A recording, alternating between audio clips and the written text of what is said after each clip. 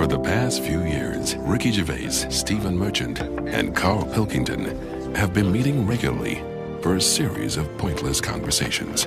This is one of them. Testing. Is that all right? Hello and welcome to the Ricky Gervais Show with me, Ricky Gervais, Stephen Merchant. Hello. And the little round-headed buffoon that is Karl Pilkington. All right.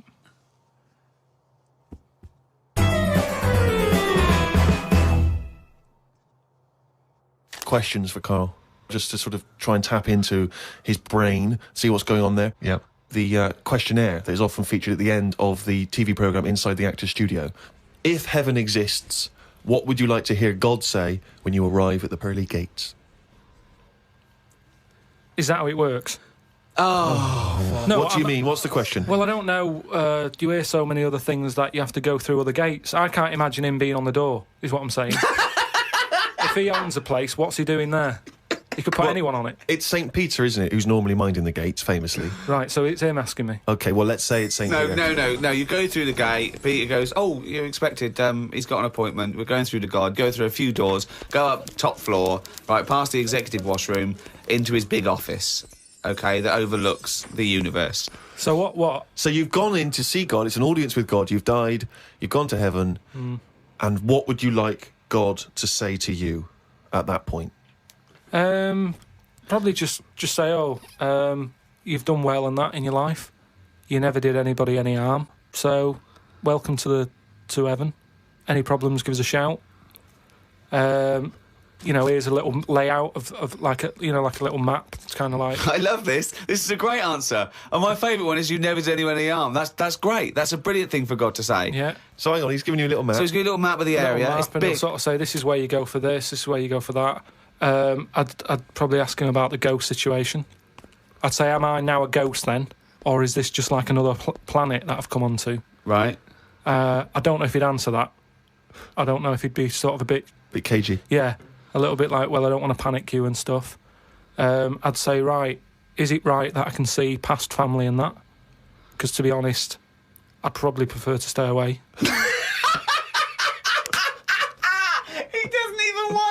No, but because the thing is, if you've done I've done all that in this life, so it's about moving on to another life and meeting different people, isn't it? Yeah. Okay. Otherwise, what's the point? It's just like the same all over again, but everywhere's white. I mean, I don't know if it is like this. Do you think God would like this podcast? Well, I suppose it just kills half an hour, doesn't it?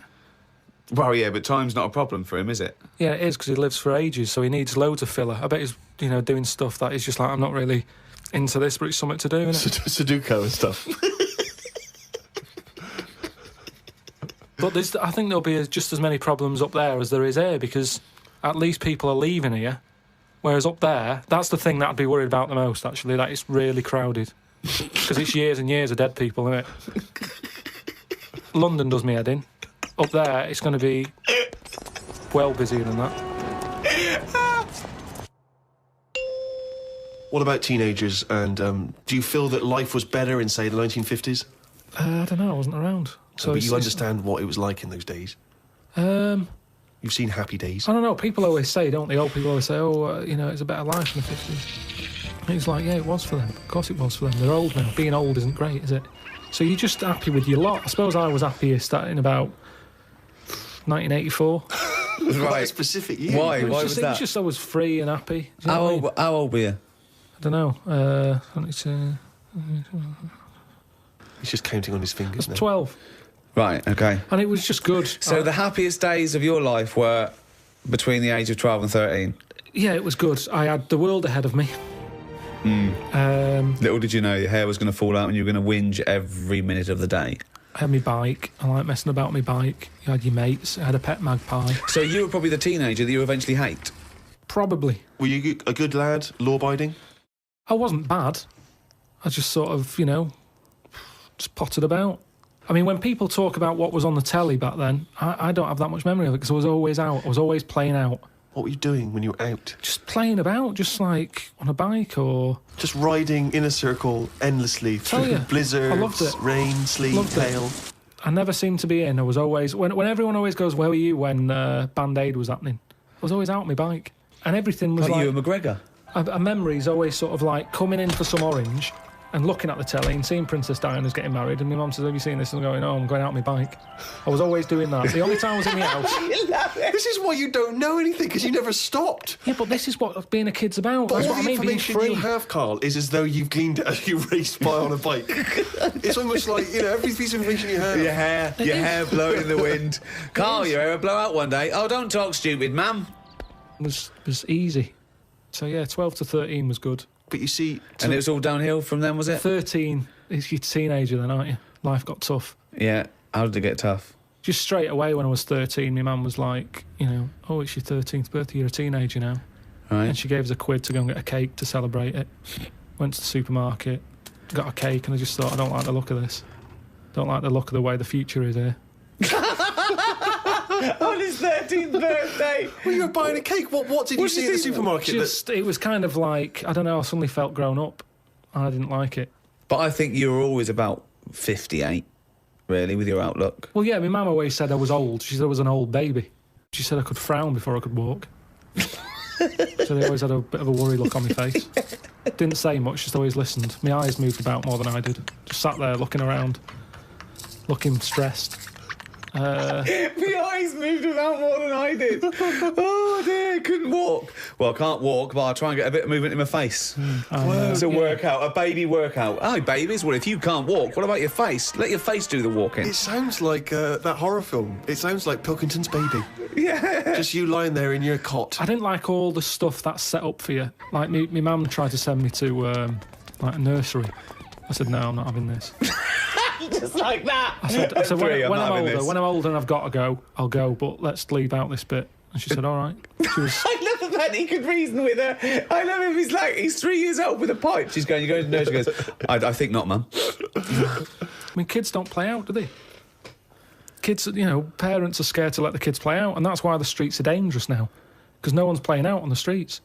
Whereas when I was a kid, everyone was out on the streets. The streets were safer, because there was more people knocking about. Right. Let the kids play out. It must be like a constant, like a Larry painting, his front garden, do you know what I mean? Just loads of people just walking around. There was never any problems. I was sort of taken away by some fella. What? No, I was playing about in the garden. Yeah. But my dad's mate, Tony, he did tiling with him.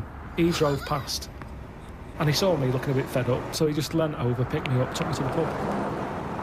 Now, the thing is, there wasn't panic. People weren't going, oh, God, where's Karl gone? He's out. Just... How old were you? He's down the pub. Yeah, he's 4 years old, yeah. But he's only having a... He's down the pub with Tony, probably playing darts. Yeah, I was about 3 or 4. Sorry, so some bloke drives by who happens to be a friend of your dad's, thinks that baby looks grumpy. Yeah. I'm taking him down to the pub. That's what it was Tony, like. you bringing a baby to the pub? Yeah, I might do, yeah, we're all bringing ours. All right, see you later, mate. Well, that's what I'm saying. Whereas now they go, the baby's gone. There's a big full-on panic going on. Yeah, but I think it says more about your parents that they didn't do that. They looked out in the back car and you were gone. Some bloke's driving off in a van. They're just going, oh, well. They rode down the pub. Doesn't Princess Diana look lovely? This is absurd. So what happened when you got down the pub? I just was there for a bit, and then... For a bit, just had a game of pool. Then my dad came in. It was like, oh, there you are. Oh, there you are! I love that!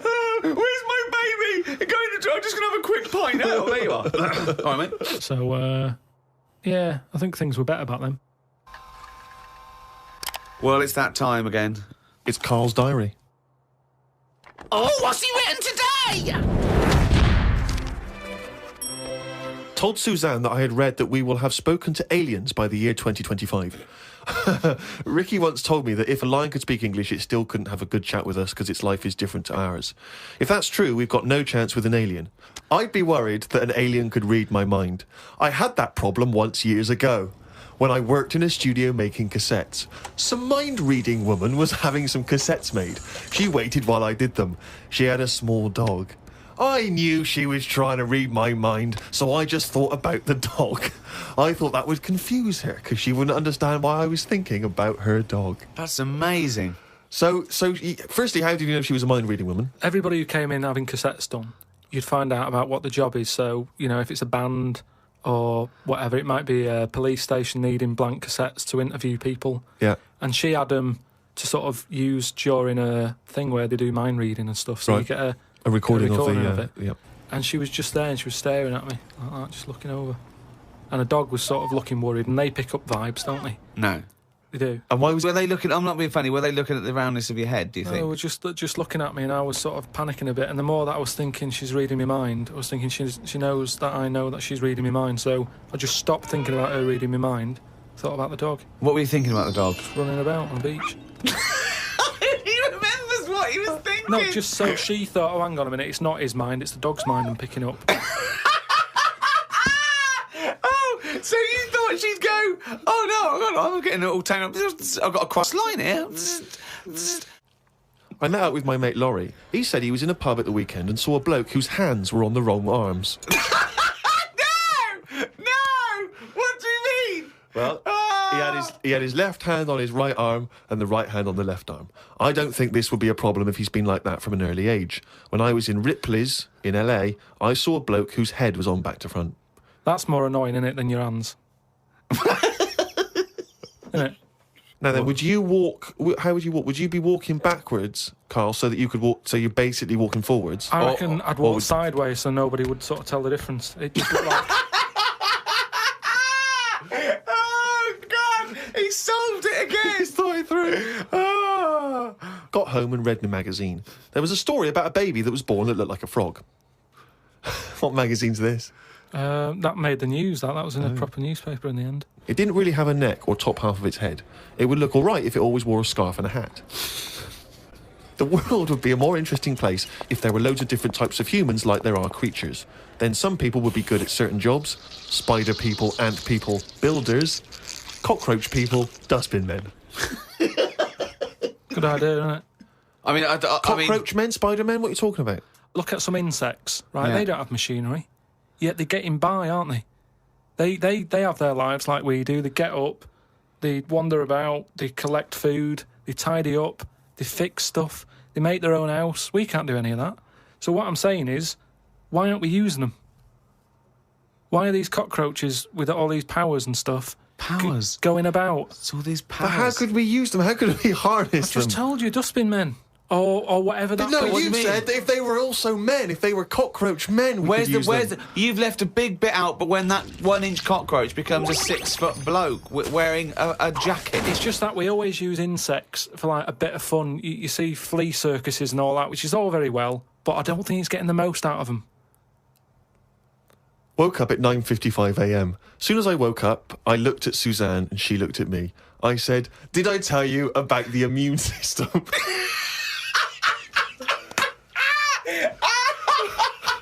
Suzanne started laughing. I said, "It's amazing." She said, "Not now." Oh, God! I was thinking that. Springing into action, he zips up, his eyes are like... Did I tell you about the immune system? Oh, shut up, Karl. Put the kettle on. Oh, God! Oh, fucking hell. Karl, let's give him a list. Top 5 something. What are you interested in? Are you interested in news, sport, TV, cars, movies, style? I mean, I'm into weird stuff, but it seems a bit tight to stick them in a list. What, like what? Well, like, you know, sort of freaky people and that. I've got that freak book. But I don't know if they'd be happy if I called one of them and said, "Good news, you're at number 1 because you've got 4 legs or whatever." I don't know. Do you know what I mean? Okay, then this is the Karl Pilkington top 5 freaks in a number 5. Probably something not too good at number 5, but it's still interesting. Lighthouse Man. Who's that? Lighthouse Man? What's Lighthouse Man? It's a fella with a hole in his head. And he, what he does, rather than moan about it, sticks a candle in it.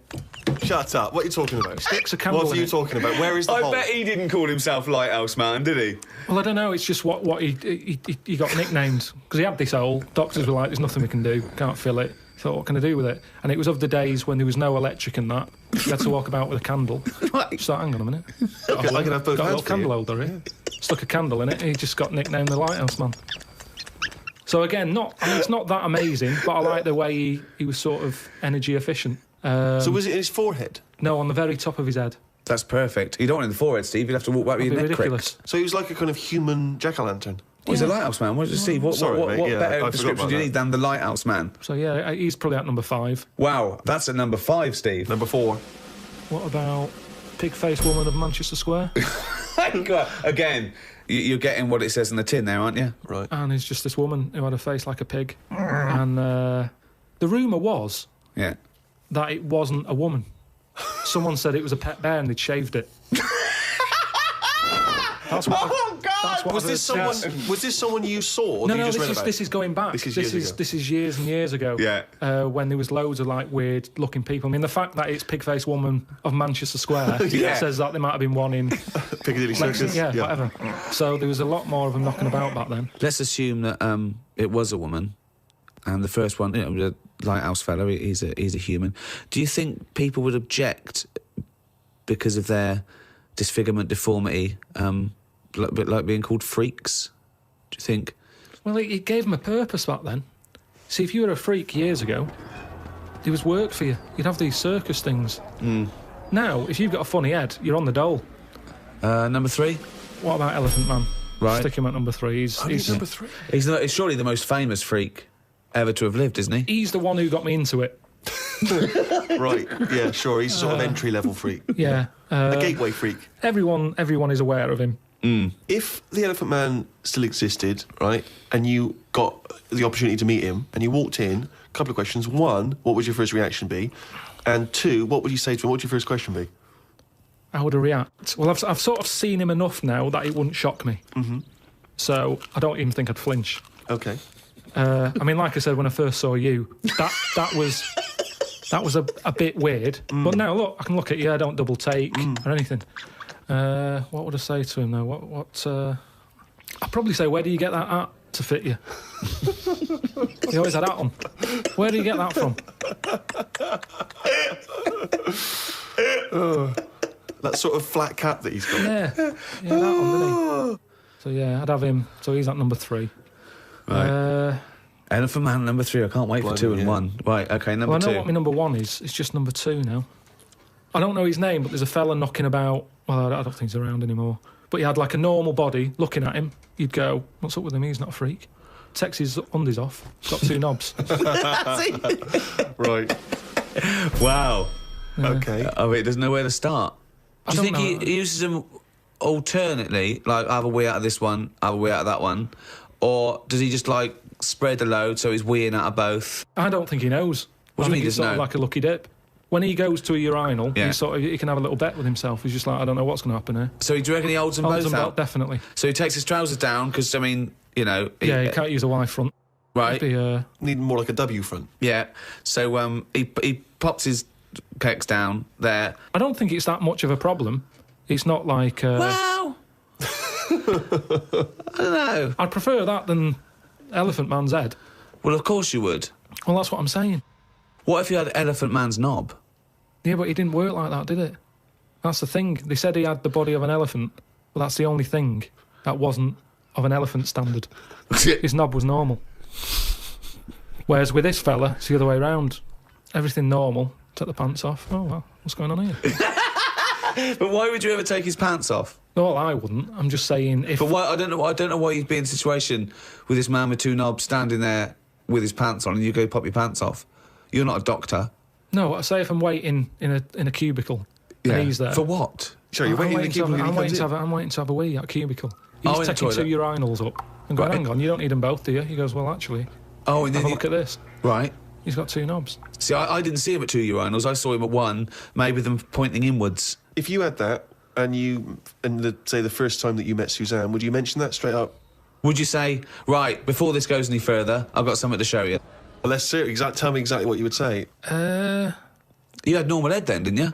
I had the same head, yeah. Yeah, but it had, like, hair coming out of it, didn't it? And sort of like... Yeah, but she also had a smaller arse back then as well, so I think we've both been dumb. Anyway, we need to get to number 1. Yeah, number 1. Okay, it is. It's Pillow Man. Oh, yeah. Pillow Man. Okay, now explain for those that don't know who he was. He's a fella with no arms and legs, just a head and a little body. Nickname Pillow Man. Well, why is he your favourite? Just because he's amazing. Just the way he just got on with his life. He used to light a cig, just using his lips and his tongue and that. Oh, I've seen not this. Not fully lit. He'd buy Roll Your Own. Yeah, it's in the film Freaks, isn't it? Yeah. And he He had a rolls shave it. as well. Yeah, that's right, yeah. How did he have Do you a think shave? he used to do it? He used to get it in his mouth, and I don't know. Jesus. It's amazing. Did he have a knob? I think he did, because he had some kids. What? Yeah, he had kids.